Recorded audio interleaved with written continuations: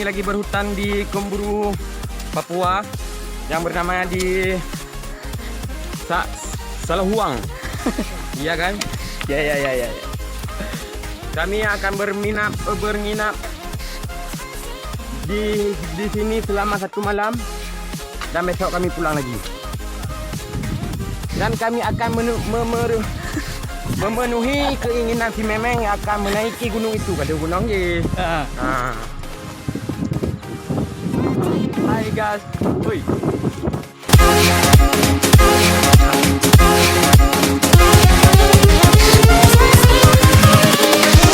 Here we go.